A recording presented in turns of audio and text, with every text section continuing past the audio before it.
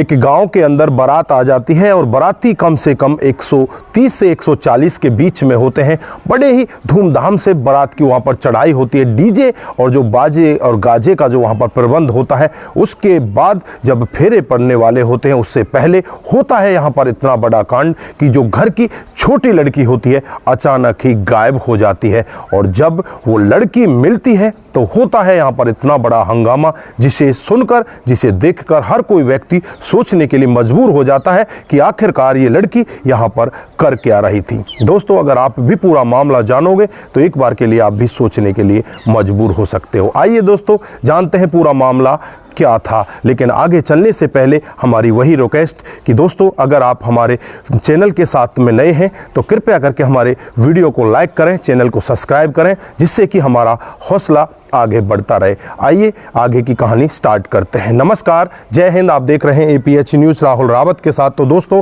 आज की जो हकीकत की घटना आपको बताने जा रहा हूं, ये उत्तर प्रदेश के एक गांव की हकीकत की घटना है। 22 जनवरी 2023 की रात को करीब 9 बजे जब अनुराग नाम का एक लड़का, जिसकी शादी होने वाली होती है, पूरी बारात के साथ वो दुल्हन के घर पर पहुंच जाता है। और दुल्हन के घर पर जो आगवानी करने वाले होते हैं वो बहुत ही अच्छे से इनकी आगवानी करते हैं, अच्छे से इन्हें चाय नाश्ता खिलाया जाता है। उसके बाद बारात अंदर प्रवेश करने लगती है। धीरे धीरे इसी तरह से टाइम बीत रहा होता है। लेकिन यहाँ पर जो अनुराग का दोस्त होता है, जिसका नाम होता है मनोज, वो इनोवा गाड़ी लेकर आया था और इनोवा गाड़ी को वो खुद ही ड्राइव कर रहा था। यानी कि डोली की जो गाड़ी होती है वो इनोवा होती है। इधर जो अनुराग की साली होती है, जिसका नाम होता है रिया, वो अपनी कुछ सहेलियों के साथ वहाँ पर पहुँच जाती है और अपने जीजू से कहने लगती है कि जीजू नमस्कार। लेकिन यहाँ पर जीजू से पहले जो आगे ड्राइवर सीट पर बैठा होता है दोस्त मनोज कहता है कि नमस्कार जी, नमस्कार।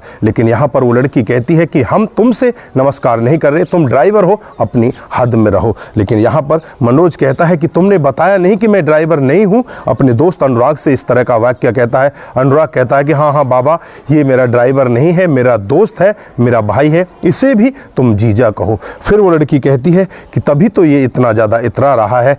अब वहाँ से वो लड़की अपनी सहेलियों को लेकर चली जाती है और इधर जो दूल्हा होता है अनुराग, वो मंडप में पहुंच जाता है। और उसके बाद अगवानी होने के बाद जयमाला होती है और जयमाला के बाद यहाँ पर फेरों की तैयारी हो जाती है। फेरों की तैयारी हो इससे पहले जो मनोज होता है उसको भूख लगने लगती है। वो सोचता है कि अपने दोस्तों के साथ कुछ खा पी लिया जाए। टेंट में चलता है और फिर वो अपने 3 दोस्तों के साथ टेंट के अंदर पहुँच जाता है। वहाँ से एक एक प्लेट में जो खाने का सामान होता है वो रखता है और एक सीट की तलाश करने लगता है कि कहीं पर बैठकर खाना खाया जाए तो ज़्यादा बेहतर होगा। सामने से रिया दिखने लगती है और रिया को देखकर मनोज एकदम से उसकी तरफ देखकर मुस्कुराने लगता है और कहने लगता है कि क्या आप खाना खाओगी? तो यहाँ पर रिया कहती है कि बिल्कुल खाएंगे, हम यहाँ पर खाना खाने के लिए ही आए हैं। लेकिन उसके साथ में उसकी 2 मौसी होती हैं और 2 उसकी सहेलियाँ होती हैं। फिर रिया उनके हाथों से एक एक प्लेट ले लेती है। 3 लोग होते हैं, तीनों के हाथों से प्लेट ले ली जाती है और टेबल पर बैठ जाते हैं। उसके बाद फिर उनसे कहती है कि मेरी 2 सहेली और बच गई हैं, क्या इनके लिए भी आप खाना ला दोगे? भीड़ बहुत ज़्यादा है। उसके बाद जो मनोज होता है बिना कुछ सोचे समझे टेंट के अंदर घुस जाता है, 2 प्लेट सामान भी लेकर आ जाता है और फिर वो पानी लेने के लिए चला जाता है। इधर जो मौसी होती है वो लड़की रिया से पूछने लगती है कि ये लड़का किसका है, मैंने तो इसको पहले कभी देखा नहीं है, बहुत ही अच्छा लड़का है, बहुत अच्छे से हमें खाना खिला रहा है। तो यहाँ पर रिया कहने लगती है कि मौसी, ये लड़का बाराती है। तो यहाँ पर मौसी कहने लगती है कि तौबा तौबा, तूने बहुत गलत काम कर दिया, तू तो बारातियों से सेवा करा रही है, हमें तो आज इनकी सेवा करनी चाहिए, लेकिन तूने बहुत गलत काम किया। जैसे ही वो लड़का पानी लेकर आता है, जो मौसी होती है वो कहने लगती है कि बेटा हमें माफ़ कर देना, हमें नहीं पता था कि तुम बाराती हो, हम तो तुम्हें घराती समझ रहे थे, इसलिए तुमसे सेवा करवा रहे हैं। अब तुम ऐसा करो, खाने की प्लेट लेकर आ जाओ और हमारे साथ बैठकर ही खाना खा लो। उसके बाद वो प्लेट लेने के लिए जाता है और लेकर जैसे ही वापस आता है, खाना स्टार्ट करने वाला होता है, तभी उसके दोस्त अनुराग का फ़ोन आ जाता है। अनुराग उससे कहने लगता है कि भाई जल्दी से आ जाओ, मुझे आगे कहीं चलना है, वहाँ पर फेरे पड़ेंगे, वो उनके घर का प्रोग्राम है, यहाँ से कुछ 300-400 मीटर दूर है, गाड़ी लेकर जल्दी से आ जाओ।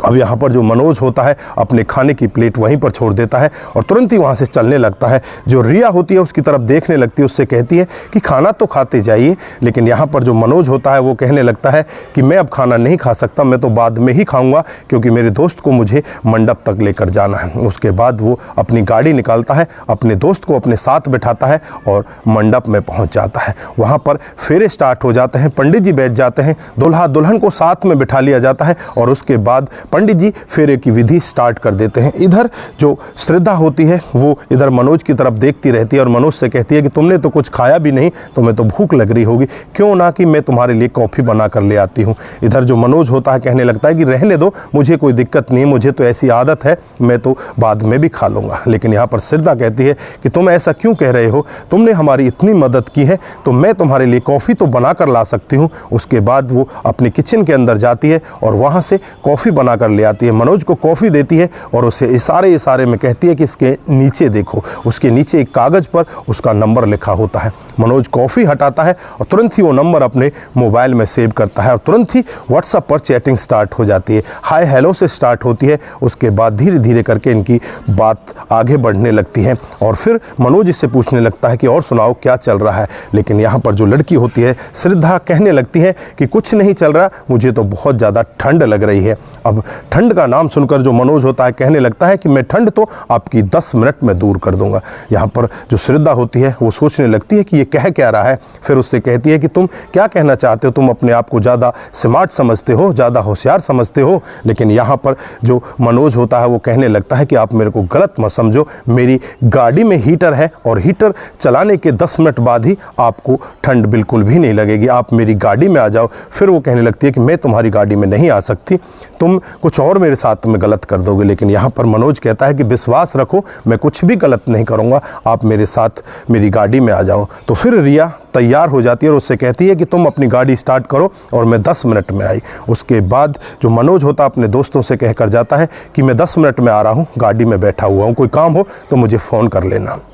इधर जो श्रद्धा होती है वो अपनी सहेलियों से कहकर जाती है कि मैं 10 मिनट में आती हूँ, अगर कोई काम हो तो मुझे फ़ोन कर लेना। उसके बाद श्रद्धा भी वहाँ पर पहुँच जाती है और जैसे ही श्रद्धा मनोज की गाड़ी के पास पहुँचती है, मनोज दरवाज़ा खोलता है, गाड़ी एकदम से अंदर से हीट हो रही होती है। जैसे ही श्रद्धा गाड़ी में बैठती है तो मानो उसके मज़े आ जाते हैं। अब तुरंत ही मनोज श्रद्धा का हाथ पकड़ लेता और कहने लगता है आई लव यू। इधर श्रद्धा भी उसका जवाब देती है कि आई लव यू टू, लेकिन मेरा हाथ छोड़ दो, मेरे से अलग से बात करो। मनोज कहता है कि मैं अलग से ही बात करूंगा, मैं ज़्यादा कुछ करने वाला भी नहीं हूं, बस मैं तुम्हें अपने प्यार का इजहार करने वाला, मुझे तुम बहुत सुंदर लग रही हो, बहुत हॉट लग रही हो। इस तरह से मनोज उससे बातचीत करता है। जैसे ही कुछ बातचीत और होती हैं, जो गांव के कुछ लड़के होते हैं वो देखते हैं कि यहाँ पर श्रद्धा नहीं है और यहाँ पर वो लड़का जो बाराती है वो भी नहीं है, पता नहीं वो कहाँ चले गए। फिर वो 5-7 लोग इकट्ठे होते हैं और इकट्ठा होकर उस गाड़ी की तरफ जाते हैं तो देखते हैं गाड़ी के अंदर 2 लोग हैं। अब तुरंत ही वो लाठी डंडा लेकर उस गाड़ी को खुलवाने का यत्न करते हैं।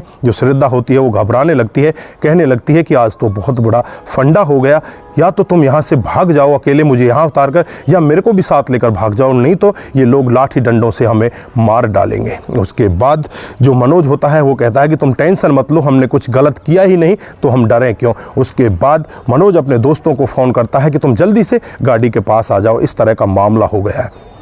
उसके बाद गाड़ी को खुलवाने का यत्न किया जाता है, लेकिन गाड़ी को नहीं खोला जाता। करीब 5 से 7 मिनट हो जाते हैं। ड्रामे को सुनकर जो अंदर लोग बैठे होते हैं, चाहे बाराती हो, चाहे घराती हो, चाहे दूल्हा हो, चाहे लड़की का पिता हो, सबको पता चल जाता है। सभी लोग दौड़कर उस गाड़ी के पास आ जाते हैं। शादी वहीं पर रुक जाती है और उसके बाद श्रद्धा जब अपने पापा को आते हुए देखती है तो श्रद्धा रोने लगती है और कांच को डाउन कर देती है। उसी में से एक लाठी उसके अंदर कांच के अंदर चली जाती है और वो मनोज के ऊपर वार करने लगता है। लेकिन यहाँ पर जो श्रद्धा होती है वो अपने पापा से कहने लगती है कि पापा हमने कुछ गलत नहीं किया और ना ही हम कुछ गलत करने वाले। लेकिन यहाँ पर पापा कहते हैं कि तुम बस गाड़ी से बाहर निकलो। इधर श्रद्धा को बाहर निकाल लिया जाता है, इधर मनोज को बाहर निकाल लिया जाता है। जैसे ही मनोज बाहर निकलता है, जो गाँव के कुछ लड़के होते हैं तुरंत ही मनोज के ऊपर वार कर देते हैं, उसमें 5-7 रैप्टे लगा देते हैं और उसके बाद हंगामा और ज़्यादा बढ़ जाता है। जो बाराती होते हैं वो भी बचाते हैं और इधर दूल्हा भी आ जाता है। दूल्हा कहने लगता है कि दोस्त तूने क्या कर दिया,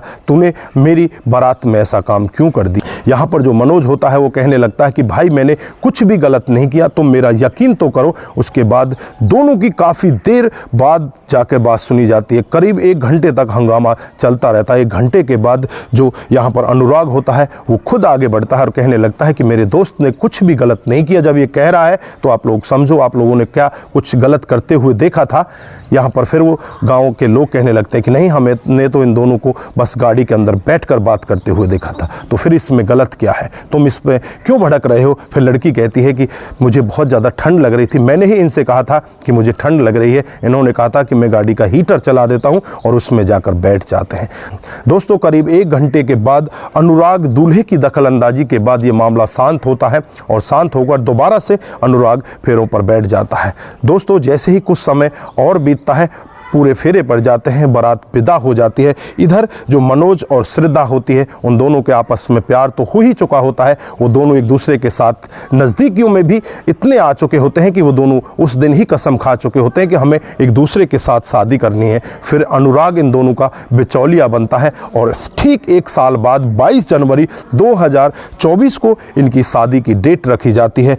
आज जो दूल्हा होता है वो मनोज होता है, दुल्हन होती है श्रद्धा होती है और जो अनुराग होता है उसी गाड़ी को लेकर आता है। आज अनुराग इसका ड्राइवर होता है। दोस्तों बड़ी ही धूमधाम के साथ शादी हो जाती है और इधर जो श्रद्धा और मनोज होते हैं ये शादी के पवित्र बंधन में बंध जाते हैं और अपने घर पर पहुंच जाते हैं। दोस्तों उसके बाद ये अपने जीवन की शुरुआत कर देते हैं। तो दोस्तों ये कहानी आप लोगों को कैसी लगी, यहाँ पर इन दोनों का किस तरह से प्यार हुआ था और इस सब के बारे में आप क्या कहना चाहते हैं। यहाँ पर गांव वालों ने भी इनको गलत समझा था और जो माता पिता हैं उन्होंने भी गलत समझा था, क्योंकि ये सिचुएशन ही ऐसी होती है। अगर ऐसी सिचुएशन में कोई भी व्यक्ति किसी को मिलेगा तो वो यही समझेगा कि ये लोग गलत कर रहे हैं। तो दोस्तों आप जहां भी रहें अपना ख्याल जरूर रखें। आज के लिए बस इतना ही, फिर मिलते हैं किसी नए मोड के साथ। तब तक के लिए आप अपना ख्याल रखें, परिवार का ख्याल रखें, सतर्क रहें, सावधान रहें। नमस्कार, जय हिंद,